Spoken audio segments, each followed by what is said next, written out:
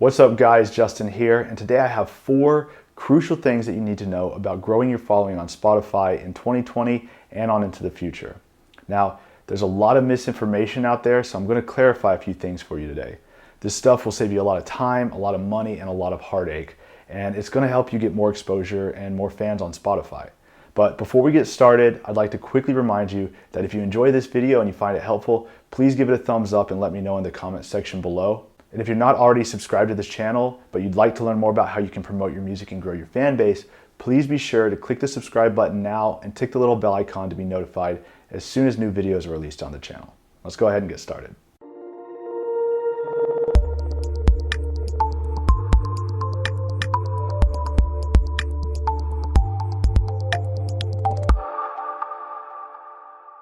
The number one thing that I want you to take away from this video, if nothing else, is that Spotify is advertising, not the end product.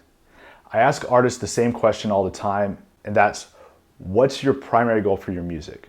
And the most common response I get is, get more streams on Spotify. Okay, well that's like if you were running a restaurant, I asked, what's your goal for the restaurant? And you said, to make commercials for the restaurant. Now the goal better be to get customers, otherwise you're gonna go out of business. Commercials are just a tool to help restaurants get more customers, just like Spotify is a tool that can help artists get more paying fans. And really, that's what your goal for your music should be, to get more fans. And not just people that like listening to your music, but people that are actually going to spend money with you as well. And I know some of you are all about that, like, heck yeah, let's make some money. And I know some of you don't necessarily care that much about making a lot of money, you just want more people to hear your music. Well, you know how you get more people to hear your music? Money. Just like commercials are a tool to help restaurants get more customers and Spotify is a tool to help artists get more fans, money is also a tool that allows you to get your music out to more people, and it can allow you to do that very quickly. When I say Spotify is advertising, not the end product, what I mean is Spotify is a platform that will help you build your audience, but it's not the thing that's going to provide you with the money that's necessary to grow your audience. Spotify pays out about 0.6 of a penny per stream, which means you're only going to make about $6 pre-tax on every 1,000 streams. And that's only if you're a 100% independent artist, meaning you don't have a band to split revenue with, you don't have a manager, you don't have a label, you write your own songs so you don't have to split that money with anyone else. You might even be surprised to know that a lot of big-time major label artists that get millions of streams every month might only see a couple $100 from that. Think about that. Only a couple $100 from millions of streams. That's because those streaming royalties are split among songwriters, producers, labels, managers, and so on. So it's important to realize that more streams on Spotify is not the end goal. You still need to be able to generate some actual revenue. So how do you make money from your music if Spotify won't cut it? Well, the good news is there are countless ways for artists to make money. Live shows, fan clubs, meet and greets, merch, hats, hoodies, t-shirts, posters, the list goes on. You can set up a Patreon account so fans can help support your work. Exclusive limited edition digital downloads. You can sell physical albums like vinyl records, which is a rapidly growing niche market that can be very profitable for artists. I know everyone talks about streaming these days, and as a result, I realize a lot of younger artists especially have a hard time seeing the value in selling their music on vinyl. So let me try to make a quick analogy before we go on to the next important thing that you need to know about growing your following on Spotify. I'm not making the argument that the rapid growth and popularity of vinyl is going to ever overtake streaming. That can never happen. Streams are for the masses, vinyl is niche. But you don't need everyone to buy your album on vinyl. You could sell just one vinyl album and make more than you would earn from thousands of streams. Streams are for the masses, vinyl is for a niche audience that will pay a premium. Just like Ford Focuses are for the masses, but Ferrari is for a niche audience that will pay a premium. A Ferrari dealer doesn't have to sell that many cars to make a lot more money than the guy that's slinging Ford Focuses every day. And when it comes to your music, it's not an either or thing. You should be doing both. Your music should be available to stream, and you can also offer the album on vinyl for that niche audience. Just be sure you're not neglecting that opportunity. But whatever you do, just make sure that you have some way of generating some income from your music beyond streaming revenue. Spotify is advertising, not the end product. However, as I mentioned, Spotify is a very valuable tool for helping you build an audience. So that brings me to the next crucial thing that you need to know about growing on Spotify in 2020 and on into the future. Spotify is shifting more towards algorithmic recommendations. For years now, there's been a lot of value in getting your music featured on popular playlists. It's been common practice for artists to contact playlist curators to get their new releases featured on playlists that have large followings. There are even services out there to help facilitate that. But the value in getting your music placed on manually curated playlists is likely going to decline as time goes on. Anyone can create a playlist on Spotify, and Spotify even has their own manually curated playlist. Spotify editorial playlists are playlists that are curated by Spotify staff. But the manually curated Spotify editorial playlists are now shifting to a hybrid model that's partly manual curation and partly generated by an algorithm. Now, this should tell you something. If Spotify is moving away from manual curation of their own staff playlists, it's because the algorithm is better at selecting exactly what music will keep listeners on the platform longer. Additionally, Spotify has recently removed the listener counts from the Discovered On section of its apps. This is a stat that showed how many users discovered an artist from a playlist. And this was an important metric in helping playlist curators show artists the effectiveness of their playlists, and without it, it may be a lot harder for artists to pre-screen manually curated playlists going forward. In other words, as an artist, it's now more difficult for you to actually determine which manually curated playlists are worth your time to reach out to. Now, there's always the possibility that Spotify may bring this back. They tested removing the feature, the Discovered On feature, entirely back in 2017, which ultimately they added back. But I would argue that this is just another indication that the effectiveness of manually curated playlists is on the decline, and you should focus your attention on getting picked up by Spotify's algorithm. That's going to be a much better use of your time and resources going forward. It's highly likely that as time goes on, fewer and fewer people will be listening to manually curated playlists, which means that spending a lot of time, energy, and money contacting curators and trying to get featured on playlists is likely to have diminishing returns as time goes on. And you're probably better off focusing your time and attention on getting picked up and shared by Spotify's algorithm. So how do you do that? Well, that brings me to the next thing that you need to know about growing your following on Spotify in 2020 and beyond.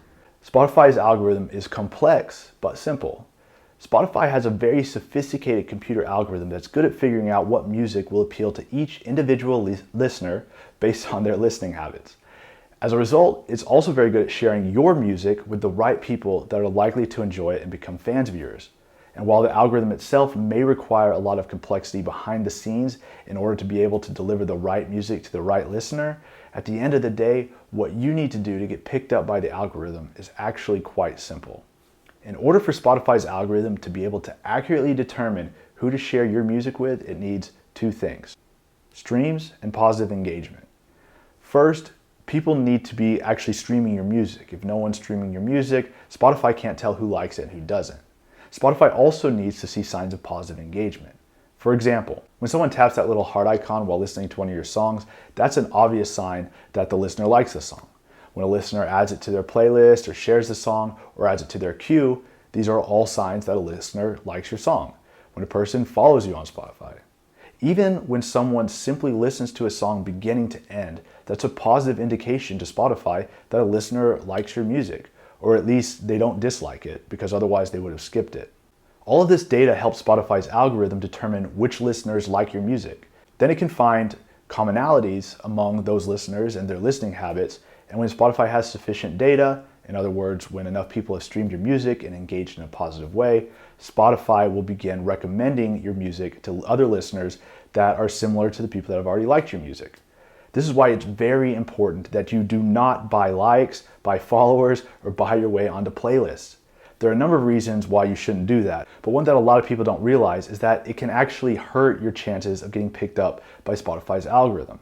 Fake listeners don't listen to the song all the way through. Fake listeners don't click the little heart icon, and most importantly, fake listeners aren't listening to your music because they like it and have similar musical taste to other people that would enjoy your music. So Spotify's algorithm doesn't get the data it needs to be able to accurately predict who to share your music with. So what really happens when you buy fake streams and fake followers is that you're corrupting the data that you're sending to Spotify. What you could actually end up doing is sending signals to Spotify that no one likes your music, and in turn, Spotify's algorithm won't share it with anyone. So how do you actually give Spotify the right data so the algorithm will share your music with the right people? Well, you need to start by building a fan base elsewhere. Your existing fan base is the best data you can give to Spotify. Those are the people that will stream your songs all the way through, listen to multiple tracks, sometimes on repeat, tap that little heart icon, and send Spotify all the right signals that'll help the algorithm go out and find more people to share your music with. This is why the first thing you want to do when you release a new song is share the link on social media and blast it out to your email list. Imagine if you had 50,000 people on your email list and you could just shoot out a quick email with a link to Spotify every time you released a new song. With all those fans listening at once as soon as the song is released, you better believe Spotify's algorithm will notice that and start sharing your music with new listeners. And keep in mind that recommended content is not just from playlists. A lot of people think that you need to get on Discover Weekly or Release Radar or one of those big playlists, but in reality, Spotify might share your music without putting it on any playlist. The Spotify app is set by default to autoplay, which means that the algorithm will keep playing music automatically after a listener's selection is over, whether they're on a playlist or not. So a lot of people will go on Spotify and just put in their favorite artist or album or sometimes even just a single song and then just let Spotify keep playing. This is how a lot of people are going to discover your music. If someone's listening to an artist that's similar to you, the algorithm might autoplay your music when the track ends. So those are the 4 critical things that you need to know to be able to grow your following on Spotify effectively going forward. 1, Spotify is advertising, not the end product. 2, you should focus more on the algorithm than on playlists. 3, Spotify's algorithm is complex but simple. And 4, recommended content is not just from playlists. And to really sum it all up concisely, you've got to think about how you're really going to make money from your music. It's not going to be coming from streaming, certainly not enough to be able to reinvest in more promotion that's going to help you grow your fan base faster.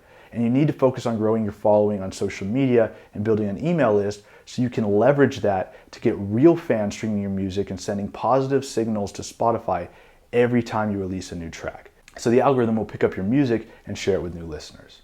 And please, do not buy any fake likes, fake streams, or fake followers. Do not buy your way onto playlists. It will not help you. It will most likely hurt you. You will regret it. All right. So there is one thing that you can do that will really help you grow your fan base, and it won't cost you a penny. And that's to click that subscribe button if you're not already subscribed to this channel, and take the little bell icon to be notified whenever new videos are released on the channel. So thanks for watching. I'll see you next time.